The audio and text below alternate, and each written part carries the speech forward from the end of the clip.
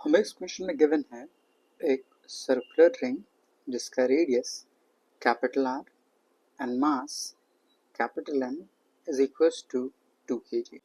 उस रिंग के diametrically opposite point पे दो point charge Q1 plus 2 coulomb and Q2 minus 2 coulomb placed है।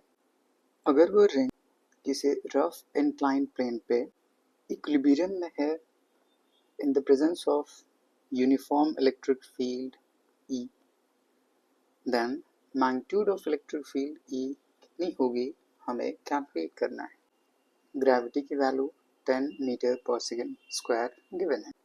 किसी भी रिजिड बॉडी के लिए इक्विलिब्रियम दो तरह से डिफाइन करते हैं, एक translational equilibrium, net force zero होना चाहिए, दूसरा rotational equilibrium, net torque zero होना चाहिए।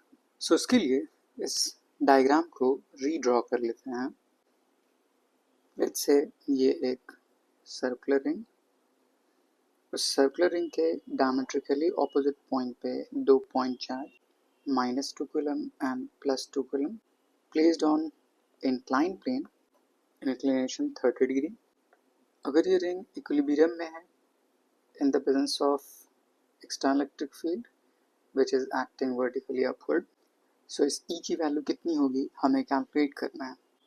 सबसे पहले इन चार्जेस के ऊपर forces, negative charge electric field के ऑपोजिट फोर्स एक्सपीरियंस करता होगा, F is equals to Q times E।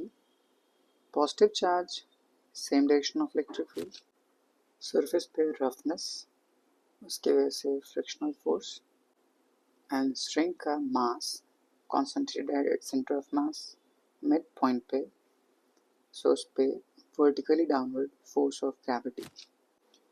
Since इस इलेक्ट्रिक फील्ड की वजह से इन पॉइंट चार्जेस के ऊपर जो फोर्स एक्ट कर रहा है वो equal in magnitude that is QE but opposite in direction, so cancel out करता होगा एक दूसरे को।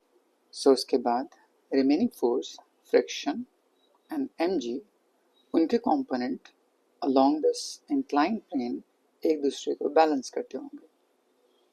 सिंस हमें सिर्फ इलेक्ट्रिक फील्ड की वैल्यू चाहिए, सो इन फोर्सेस को कंपेयर करने से कोई फ़ायदा नहीं। नाउ अब इसी क्वेश्चन का रोटेशनल इक्विलिब्रियम देखते हैं।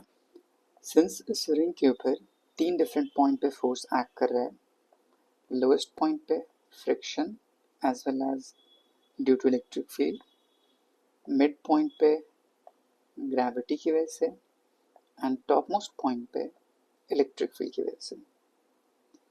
सो इन तीनों में किसी भी एक पॉइंट को point of axis of rotation consider कर सकते हैं। सो लेट्स से इस लोएस्ट पॉइंट को एक्सिस कंसीडर कर लिया जाए।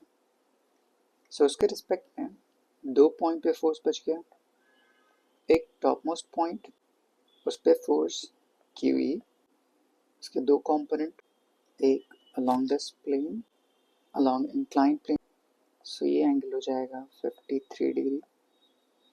तो इस फोर्स की वैल्यू हो जाएगी QE multiplied by cos 53 degree. Next centre of mass के ऊपर vertically downward force of gravity, so इसके दो कंपोनेंट, ये एंगल थीटा, तो एक कंपोनेंट इस डायरेक्शन के along mg sin theta sin 37 degree. Now from this axis इस फोर्स की वजह से ये रिंग एंटी क्लॉकवाइज डायरेक्शन में टर्न करने की कोशिश करता होगा, बट इस फोर्स की वजह से रिंग क्लॉकवाइज डायरेक्शन में टर्न करता होगा। So at equilibrium clockwise torque anti clockwise torque दोनों इक्वल होना चाहिए। So for equilibrium torque clockwise, torque anti clockwise should be equal. Torque clockwise इस इलेक्ट्रिकल फोर्स की वजह से फ्रॉम दिस एक्सिस उसका distance total diameter equal that is 2r।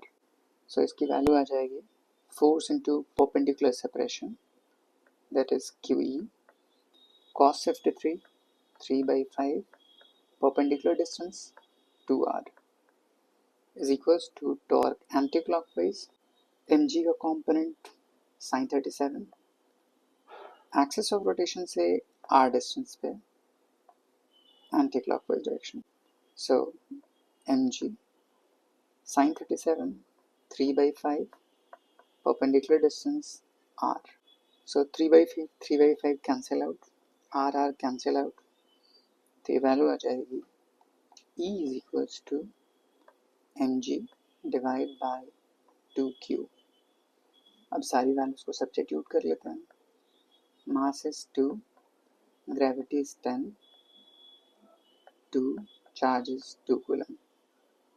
2 and 2 cancel out. 10 by 2 is 5 Newton per coulomb is equals to required electric field. So option 3 is correct.